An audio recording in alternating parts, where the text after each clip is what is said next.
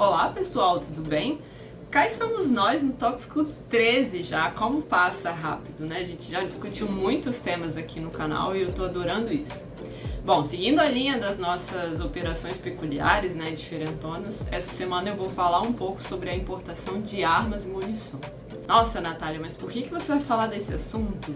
Eu escolhi dentro do universo das operações diferentes, né, das operações peculiares de Comex. Tanto semana passada que falamos de animais vivos, quanto dessa semana que vamos falar de armas e munições, porque são dois tipos de negócio que vêm crescendo absurdamente no Brasil. Então eu resolvi trazer esses dois temas por esse motivo, porque provavelmente vocês vão começar a ver mais notícias também sobre esse tipo de importação e exportação. No caso das armas, eu vou falar só sobre importação de armas, e dos animais vocês podem ver no tópico 12. Para você que está aqui no nosso canal do YouTube, mas ainda não se inscreveu, corre lá, assine o canal, se inscreva e ative o sininho para você receber as notificações de quando a gente fizer posts novos. Não deixe também de dar o seu like e comentar, né, a sua opinião no final do vídeo. Antes de começar a falar das importações em si, eu vou dar um dado que vocês vão ficar de boca aberta. Em 2019, os brasileiros importaram cerca de 37 mil armas, e esse é o maior número da história do país.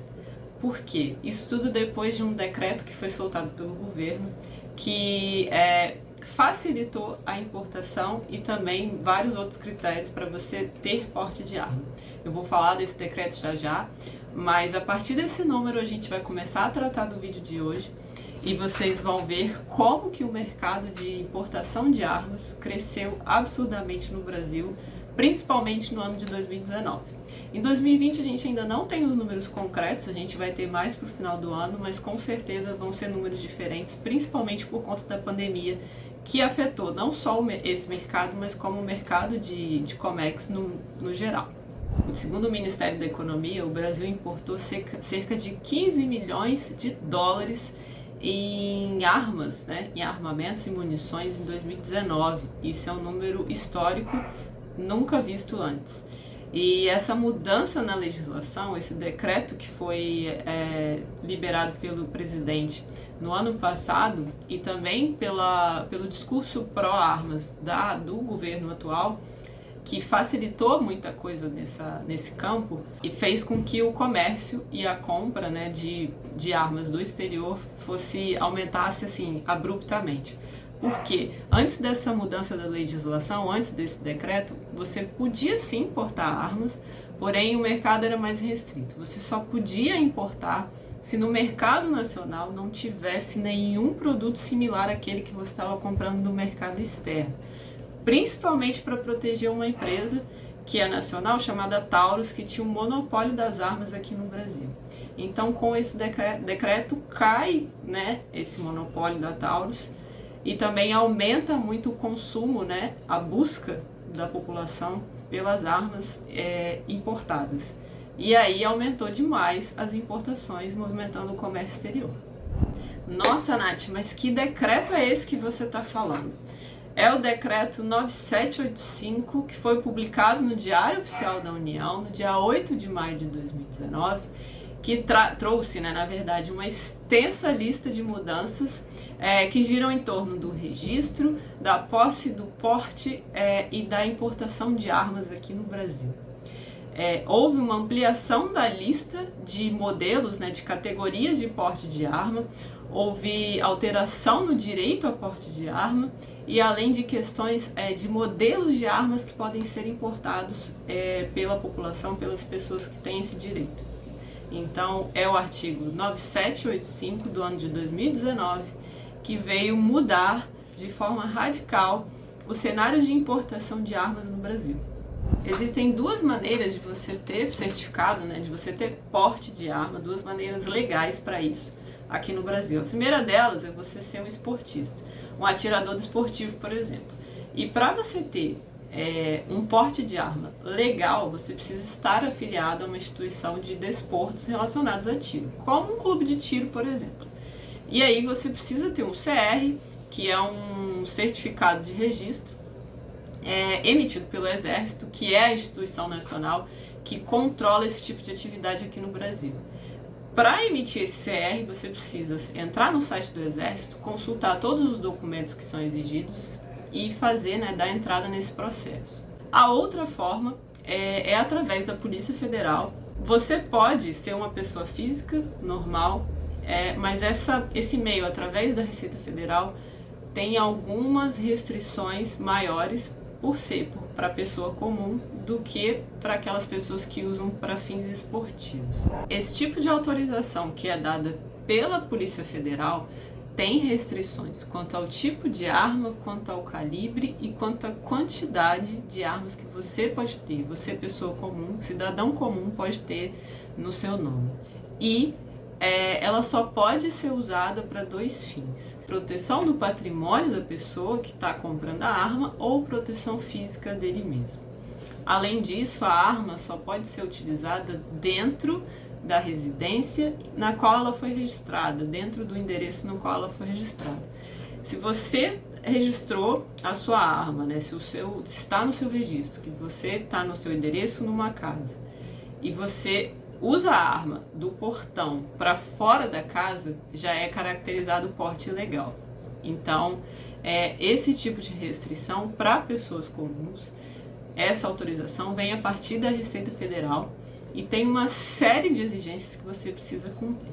Para maiores informações, vocês também podem acessar o site da Polícia Federal e encontrar tudo que é preciso, tudo que você precisa, todos os requisitos para poder ser um portador de arma, pessoa comum, sem ser um desportista. Eu sei que esse tipo de tema gera muita curiosidade, então eu separei aqui 10 perguntas mais comuns que eu ouço, que eu recebo sobre importação de armas, e eu vou replicar aqui para vocês já dando a resposta. Então fiquem atentos, porque com certeza vai sanar muito a curiosidade de vocês sobre esse assunto. Nath, você quer dizer que com o decreto 9785 do ano passado ficou mais fácil ter uma arma? Sim.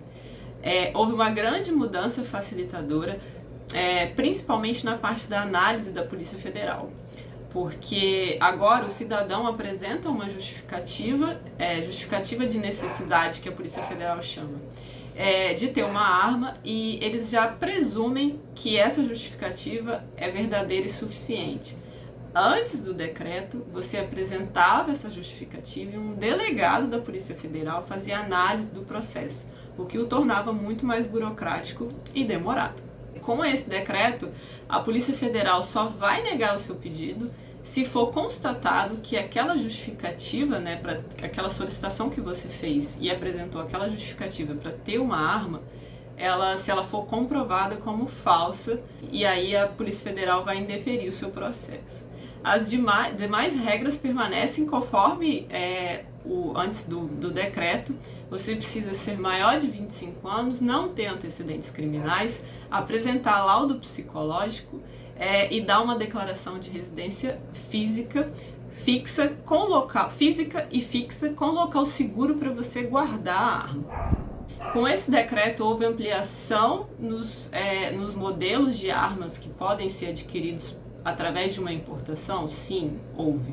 Agora, as pessoas comuns podem adquirir, através de importação, modelos de armas e munição que eram utilizados antes e permitidos antes só pelas Forças Armadas ou membros da segurança pública.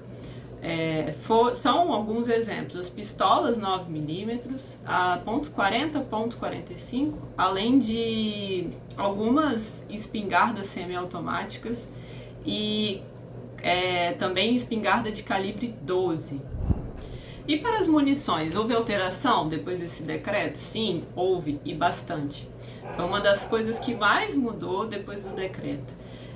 O limite de compra de importação de munição passou de 50 para 1.000 no caso de armas de uso restrito, de 50 para 5.000 em armas de uso permitido. Então a diferença é gritante. E algumas categorias que, por exemplo, são para membros das forças de segurança, agentes da ABIN, que é a Agência Brasileira de Inteligência, eles não têm restrição quanto à quantidade de munição a ser importada, a ser comprada. E também para a categoria dos colecionadores, caçadores e atiradores. Esses três também não têm restrição de munição. Houve alteração quanto ao porte da arma? Sim.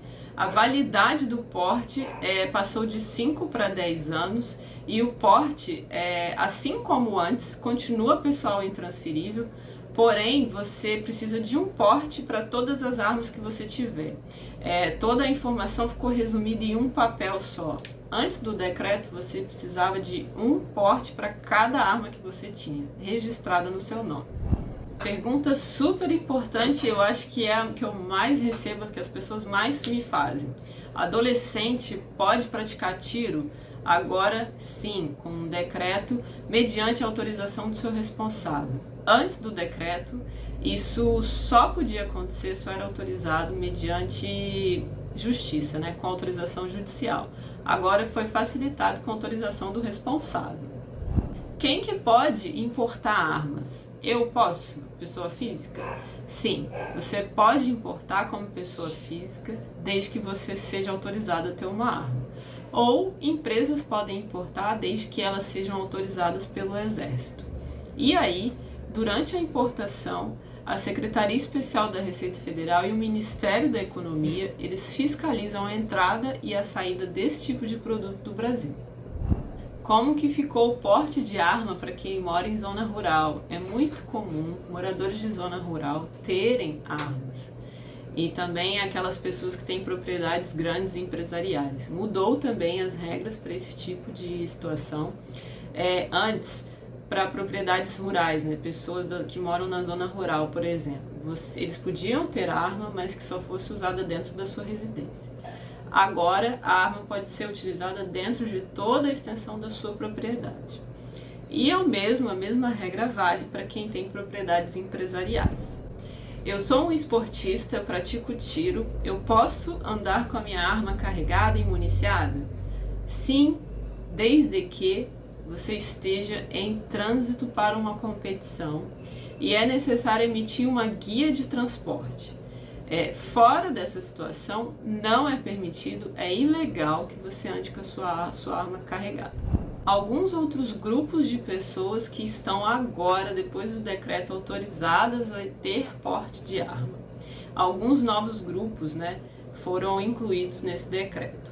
Instrutor de tiro ou armeiro, caçador, colecionador, agentes do sistema socioeducativo, agentes de trânsito, detentores de mandatos seletivos, advogados atuando como agentes públicos, oficiais de justiça, proprietários de estabelecimento que venda arma de fogo, ou também proprietários de clubes de tiro, dirigentes de clubes de tiro, profissional de imprensa que atue em coberturas policiais, conselheiros tutelares, motoristas de empresas e caminhoneiros, funcionários de empresa de segurança privada ou de transporte de valor.